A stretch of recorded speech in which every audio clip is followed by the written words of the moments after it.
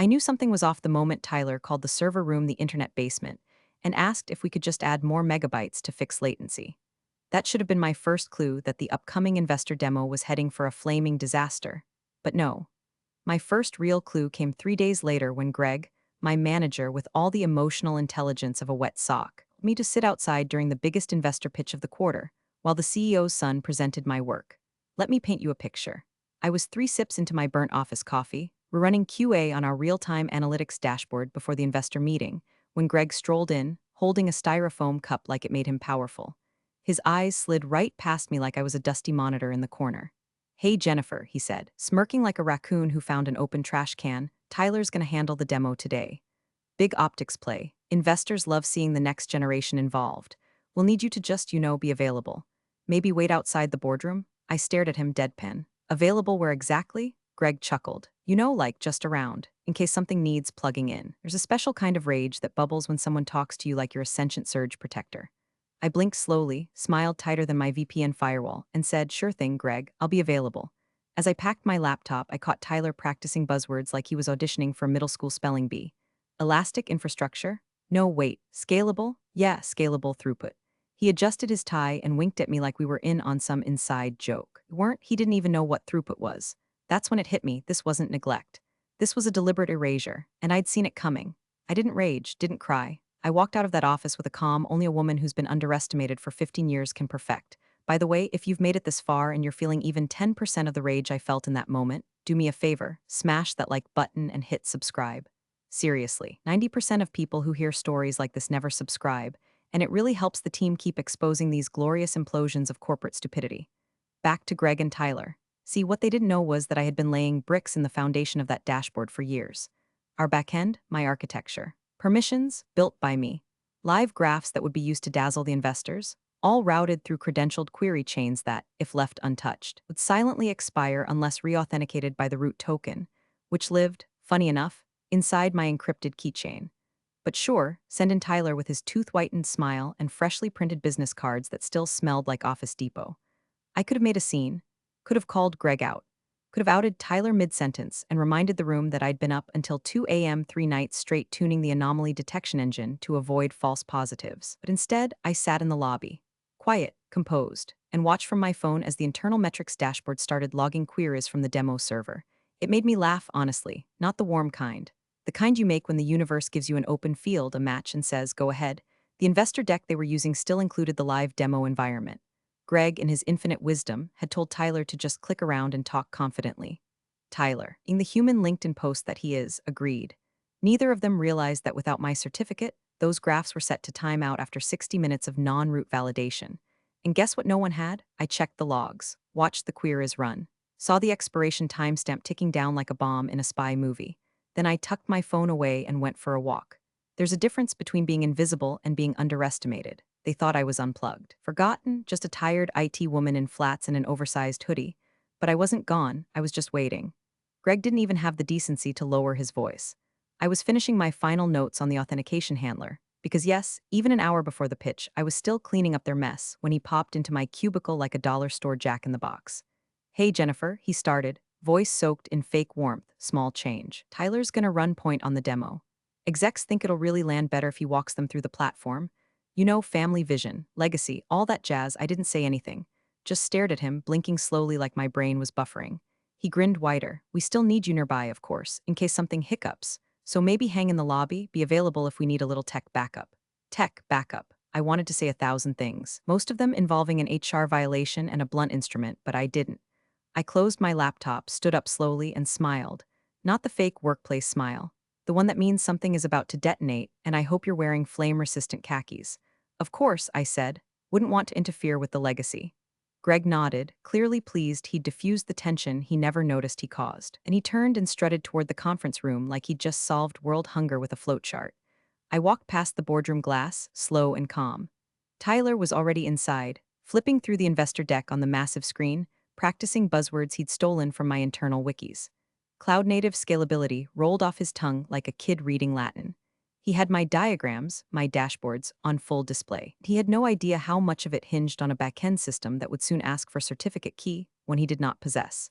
That's when my smile widened. See, when I built the demo environment, I built it like I build everything secure, not just to keep out hackers, but to keep out morons.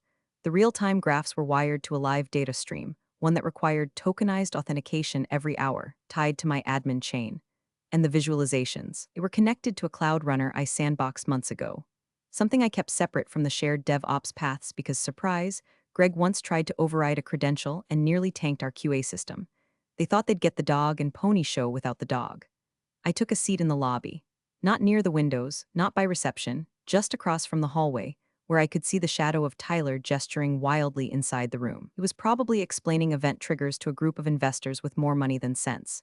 And Greg, likely nodding along, adding phrases like data optimization and Jennifer's done a great job getting us here, like I was a loyal pet instead of the person who architected the entire damn platform. My phone buzzed, Slack notification. Greg, 12:57 p.m. Keep your phone nearby just in case we hit a glitch. Just in case. I set the phone face down. You know what that moment felt like? It felt like watching someone try to hotwire a spaceship with a coat hanger. They didn't even understand what they were stealing. They just knew it looked shiny and made investors nod. But I wasn't angry anymore. Anger takes energy and they weren't worth it. What I felt was something colder, like a surgeon drawing a scalpel, not out of rage, but routine. I'd been humiliated by men like Greg and Tyler my whole career, and who assumed quiet meant weak, that politeness meant obedience, that because I wasn't loud, I wasn't watching. I sipped my coffee and glanced at the screen above reception. They were projecting the live dashboard. Looked great, sharp visuals, clean data, everything rendering perfectly. But I knew what they didn't. That timer was ticking. And the system doesn't ask for permission before it expires. It just stops. 60 minutes. They had no idea the leash was still in my hand. By the time I got home that night, the silence in my apartment felt radioactive. I dumped my bag on the couch, peeled off my blazer like it owed me money, and stood in the kitchen staring at the microwave clock. The digits glowed back at me, 8:13 p.m., but all I saw was Tyler's smug little grin as he pointed at my diagrams like he drew them in crayon. My feet ached, my jaw was clenched so tight I could hear my molars whispering legal advice. My brain wouldn't shut up. Maybe I should have walked into that boardroom and unplugged the HDMI cable. Or better, projected my name in 72-point font across the screen and walked out to a standing ovation of gasps and lawsuits. But instead, I sat like a ghost in the hallway while a nepotism case study in khakis butchered my life's work. I opened the freezer, pulled out the emergency pint of peanut butter swirl, and collapsed onto the couch like a punctured beach ball. That's when Sasha called. "Tell me you didn't just let that frat boy with a business minor take credit for your system," she said before even saying hello. I smiled, I nodded, I waited outside, I mumbled through a mouthful of ice cream. She groaned. "You should have burned the building down, or at least posted something spicy on LinkedIn." I've got a template, something like, "Day I was reminded that silence in the face of theft is complicity." Boom. Viral, I laughed, but it was hollow. Yeah, and then what? Get 35 likes, a pat on the head, and still be jobless while Tyler updates his resume with my code? She sighed, softer this time. "You're not jobless, yet. But you need to do something, Jen. You don't just let people steal your oxygen and call it a promotion." After we hung up, I sat in the dark for a long time. I thought about quitting, really quitting. Walking away from the late nights, the coffee breath stand-ups, the broken promises about visibility and career mapping. Maybe I'd take a sabbatical, hike some dumb trail, freelance for nonprofit. Let someone else drown in Greg's incompetence and Tyler's cologne. I even opened a job board tab, scrolled, saw 5 listings asking for rockstar engineers and one that used the word ninja. Closed it again. Then I opened a different folder. It was buried deep in my personal files under an innocuous name, Weekly Metrics Review 2. Inside, a single PDF. Title, "If They Try This." I clicked it open, heart pounding. It wasn't a revenge plan, not exactly. It was a contingency blueprint. Flowcharts, dependencies, token access paths, fallback credentials. I'd started it 6 months ago when Greg first suggested Tyler should get more hands-on experience. Something about his tone made me nervous, like he was building a case I didn't know I was on trial for. At the center of the flowchart was a red box. Critical path, backend certificate token required, JS root private below that, an arrow pointing to a simple note, only stored locally. No cloud backup, no admin override, and I remembered something. A conversation with my old boss, Mia, the only person who ever treated me like more than a cog. "You don't need to yell to make people listen," she told me once. "Just make sure when they finally realize you're gone, they feel the silence in their bones." I stared at the float chart for a long time. The temptation to burn it all down was strong, but that's not what I wanted. I didn't want chaos. I wanted clarity. I wanted them to see, with crystal precision, exactly what they had erased. And I wanted the erasure to echo, leave a hole so obvious that even the boardroom suits with their limited Wi-Fi could feel the draft. I closed the document, got up, and made a cup of tea. I wasn't quitting. I was preparing, and the timer on that dashboard, it was still ticking. I woke up the next morning with the kind of clarity that doesn't come from sleep. It comes from decision. A clean, hard-edged certainty like a scalpel on steel. Greg had made his move. Tyler had paraded in like a Labrador with a Wi-Fi password. The investors had clapped politely. But none of them understood what they were clapping for because none of them knew where the arteries ran or who held the clamp. Spoiler, it wasn't Greg. And it sure as hell wasn't Tyler. I brewed my coffee, sat cross-legged at my kitchen table, and logged into my GitLab account. The real one, not the sanitized, team-shared sandbox they thought I worked from. I mean the root of roots, the ghost branch buried under personal keys and admin-only labels. The one no one but me had touched in 2 years. Merge history loaded. I scrolled. Every major commit tied to the real-time platform had my name next to it. Every credential group, every permission container, every chunk of backend scaffolding had been architected, reviewed, approved, and sealed by me. I'd never noticed that I routed core authentication through decentralized micro-permissions. They thought I did that for security, which I did, but also for control. I opened the token access map. There it was, split neatly across 3 permission trees: DevOps, System Admin, and Redline QA. I built them that way so no single role could escalate privileges without touching at least 2 nodes I managed directly. Smart, safe, invisible, and untransferable. I smiled, remembering something Mia once told me. She was my first mentor, back when I still believed in company loyalty and performance reviews that actually meant something. She was a DevSecOps whisperer, ran a 6-person department with a death stare and a dry wit so sharp it could cut drywall. One night, years ago, we were sitting in the server room during a rollback firestorm. I was panicking over a missed patch deadline. Mia just leaned back and said, "Jen, you don't need to bark to bite. Just make sure the leash is in your hand. That way when they forget who fed the dog, you can let it off." At the time, I thought she meant it metaphorically. Now, I understood. They'd replaced me in title, but not in infrastructure. They dressed Tyler in my diagrams and fed him my words. But underneath that boardroom theater, the system still spoke my name in every line of its bones. I didn't touch a single file, didn't wipe logs, didn't reroute or corrupt anything. That would have been too loud, too suspicious. Instead, I disabled one fallback permission. Just one. The silent failover protocol, an obscure little script I built as a safety net during live demos. If the main token wasn't validated in time, it would quietly switch to a secondary auth path with limited access. Enough to keep the graphs running. Enough to save face in front of a crowd. That script had saved Greg's ass twice already. He didn't even know it existed. Now, it was gone, I left everything else untouched. Let the system hum along like nothing happened, because nothing had yet. Then I drafted a message in my notepad.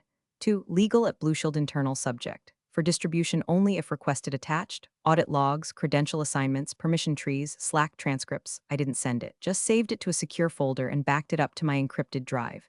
People think sabotage looks like fireworks. It doesn't. It looks like a quiet checkbox, a disabled line of code, a missing token that no one notices until the system stops breathing. I closed GitLab, finished my coffee, and walked out the door. The leash was still in my hand. And the dog? Oh, it was starving. It came as a calendar invite. Subject, org realignment update required attendance. Sender, HR. I almost didn't open it. I was halfway through debugging a latency spike on the West Coast node, coffee in one hand, a stack of Greg's half-baked Jira tickets in the other. But something about the title, it had that corporate bullet in an envelope vibe, made me click. The meeting was set for 4 p.m. No agenda, no prep materials, just a link and the words "all technical staff." At 3:58 p.m., the HR director appeared on screen with a frozen smile and dead eyes. Greg sat beside her, hands clasped like he was about to sell timeshares. "Thanks everyone for joining," she chirped. "We're excited to announce a new hybrid leadership model to support Blue Shield's growth trajectory and investor confidence. Cue slide 1. New hybrid leadership model: Tyler Green, Acting Director, Platform Strategy Greg Holland, VP. Product and Infrastructure my name? Not there, not even a footnote.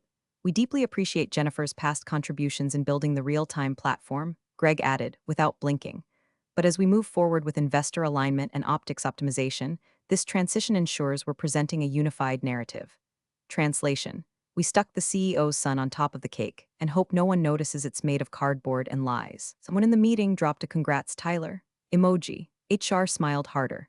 My inbox pinged. Slack permissions change, channel access updated, admin panel notice your console privileges have been updated by admin Greg H. I didn't scream, didn't cry. Just stared at the screen while my Slack sidebar began shrinking before my eyes.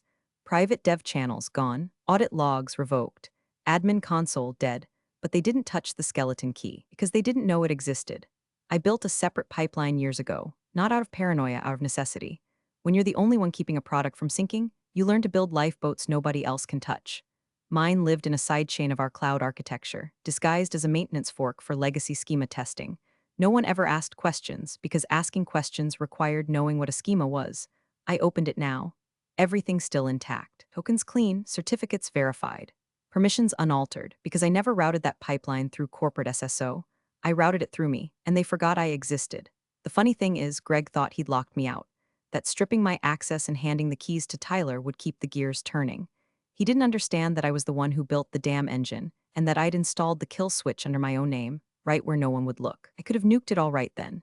Just wipe the demo environment and let the dashboard flatline. But no, that would be impulsive, and I wasn't feeling impulsive. I was feeling surgical, so instead I did one thing. I took the backup key, the final certificate that authenticated the live dashboard's data feed, and dropped it into my encrypted archive. The same drive where I kept my resignation letter, the same folder as the audit trail, one clean copy, air-gapped, local only. Then I shut my laptop, not slammed, not thrown, just closed, like a chapter. The room was quiet. The air tasted like stale betrayal and recycled oxygen. Somewhere on some Slack thread I no longer had access to, Greg was probably congratulating himself on streamlining the org. Tyler was practicing the difference between throughput and upload speed. HR was checking boxes and scheduling diversity training. And me, I was preparing to disappear so thoroughly, they'd spend months trying to figure out why their castle was sinking, never realizing I took the foundation with me. There's a strange kind of peace in watching your own erasure, especially when you're the one holding the eraser. The next morning, I woke to a message from Greg in my inbox, timestamped 2:11 a.m. Hey Jennifer, just wanted to make sure the backend infra is ready for tomorrow's pitch. Everything good to go, right? No greeting, no thanks. No sign he understood the fire he was walking into wearing gasoline loafers. I didn't reply.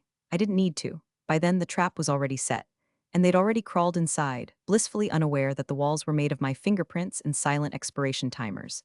At 10:03 a.m., I walked into the cafe across from the office, ordered a dirty chai, and sat by the window like a woman who didn't just watch her career get hollowed out by idiots in khakis.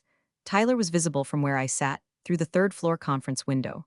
He had a whiteboard marker in one hand and what looked like a YouTube transcript in the other. I watched him point to a printed slide and say throughput, then correct himself with no wait latency. No, elastic scaling, like he was reciting magic words that would open the investor treasure chest.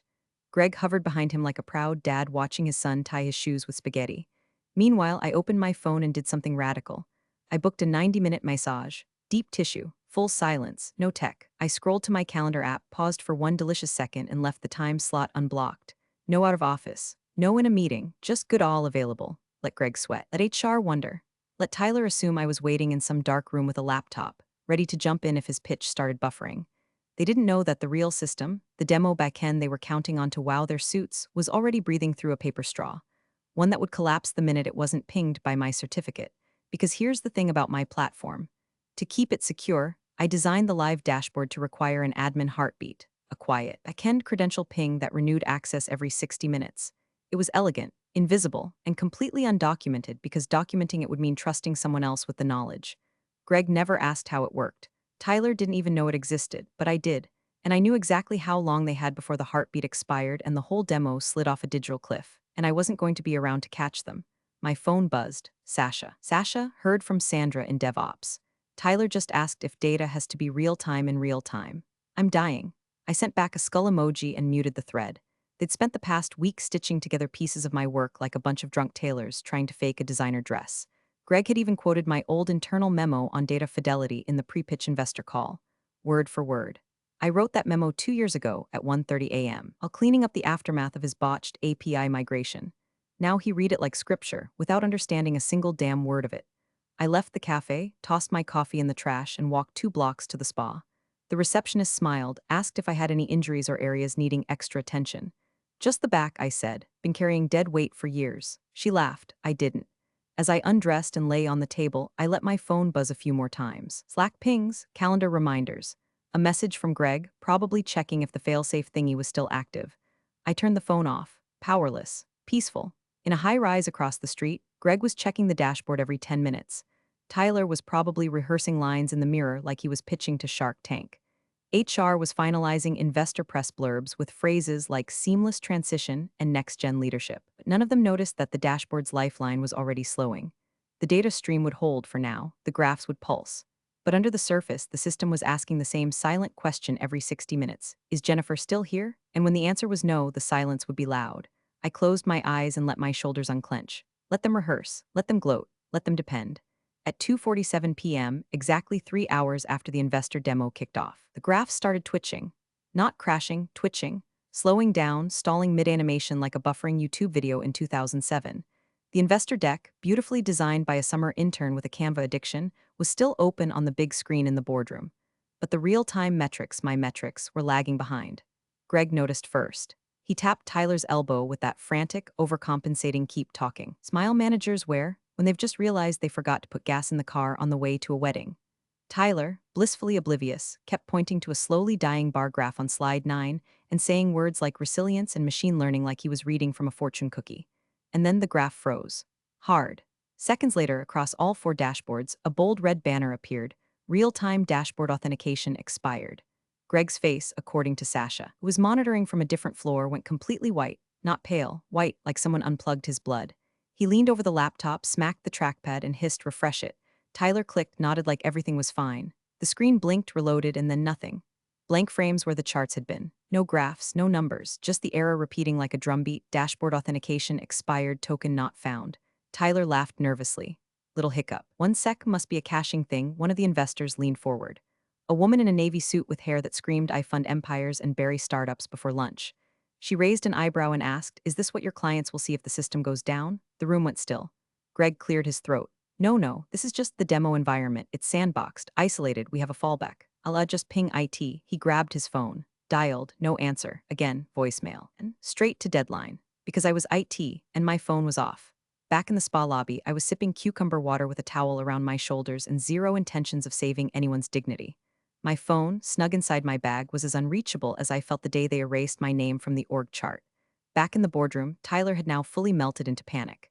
"Can we call I dunno whoever managed this before? Jennifer?" One of the junior analysts whispered. Greg glared. "She's not involved anymore, but she built this." I said, "She's not involved." Sasha messaged me a play-by-play from her desk with the glee of a teenager live texting a soap opera. Sasha, 3:12 p.m. Greg just told the top VC that the system is resensing across endpoints. The guy asked if that was a real term. Sasha, 3:14 p.m. Tyler tried to blame the network. Investor guy pulled out his phone and streamed ESPN to prove the Wi-Fi works. Sasha, 3:16 p.m. Greg just said this is why we need to build redundancy into our stack. I'm howling. I leaned back and smiled. The system hadn't crashed. It hadn't been hacked. It hadn't even failed. It had simply asked for me and, finding me gone, shut the doors like a loyal dog curling up by the grave of its master. Everything was working as designed. No one screamed. No one threw chairs, but the energy in that boardroom had shifted from smug showmanship to contain the fallout triage. Phones were buzzing. Laptops were clicking. Investors were whispering to assistants. Tyler finally muttered, "Can someone call her?" Greg's jaw clenched so tight, I bet he could have cracked a stylus with his molars. They could call all they wanted. But the moment passed the second they thought I was replaceable. I wasn't angry anymore. I was watching a system follow orders perfectly because the person it trusted was me. And now that I was gone, it was simply obeying its final instruction: do not validate anyone else. The system didn't crash, it simply refused. At 3:37 p.m., the dashboard blanked completely. Not a flicker, not a warning this time. No animations freezing mid-load, no graphs hesitating like they needed permission. Just an empty shell. 4 white panels and a silent little modal floating in the center of the screen. User key not found. That was it. Black text. Gray box, no recovery link, no contact support, no backup route. Greg stared at it like he was trying to will it into meaning something else. Tyler looked like someone had slapped him with a spreadsheet. "Wait, what does that mean?" he muttered, pressing keys that didn't respond. Greg mumbled something about a corrupted cache, and something about credentials needing to refresh through the cloud. He tried logging into the admin console using his access. It didn't work. He tried Tyler's credentials. Nothing. He finally turned to the junior analyst in the room and snapped, "Call IT." She blinked. Who, like specifically? Whoever's on call. I think that was Jennifer." Greg's phone came out so fast he nearly flung it across the table. He called once. No answer. Again, no answer. A third time. Straight to voicemail. I was back in my apartment by then in pajama pants with a glass of wine and a bowl of popcorn, watching a wildlife documentary while Greg spiraled like a deflated bounce house. Call 4, 5, 6. By the 7th, he didn't leave a message. He just stared at the screen like it had betrayed him too. Then Tyler emailed. Subject, quick Q, "Hey Jennifer, hope you're doing great. Quick question. Do you know why the dashboard might be showing user key not found? No worries if you're busy, just thought you might have insight." 2 minutes later, a call, then another. By the time I checked my phone, it was 5:12 p.m. and I had 37 missed calls. Greg, Tyler. Two from an unknown number that was probably someone's executive assistant trying to put out the PR fire already flickering behind the tinted glass of the investor boardroom. I didn't answer. Instead, I opened my archived inbox, the one tied to the bit support at Blue Shield internal alias. The one Greg never asked about. The one I built, maintained, and monitored for years, and never told anyone had been quietly redirecting all IT queries straight to me. I watched as Tyler's replacement, a guy named Lance, who once confused two-factor authentication with a second password, sent a frantic email, subject, urgent need backend access message, system down, can't access logs, can't ping server, getting modal message token key, need full access ASAP. Investors are still here, PLS help, it bounced. Because I had archived the alias 10 minutes earlier, not deleted, archived, locked in a cold folder titled Legacy Chains Retired Systems. It was like watching them knock on the door of a building that had already been condemned, and realizing they were the ones who burned it down. Sasha messaged me from her personal phone. Sasha, they're falling apart. Greg told a board member it was a third-party outage. Tyler said maybe Jennifer sabotaged it, and Sandra from HR just asked if you're still under NDA. I took another sip of wine and replied, me, tell them to check the system log. Everything traces back, because that was the final twist. The final turn of the screw, every single failure, every timeout, every expired session. Every credential rejection. All of it led back to one signature, token, J. Simmons authroot that string had lived quietly in the guts of the system for years. Not hidden, not encrypted in some mystery vault. Just present, honest, loyal, invisible unless you knew to look, they never looked. Because they assumed I'd always be there. A ghost behind the screen. A button they could press when something broke. Name they could erase from the org chart without consequence. But I wasn't a button. I was the architect, and the house had just locked its doors. At 6:04 p.m., I powered my phone back on.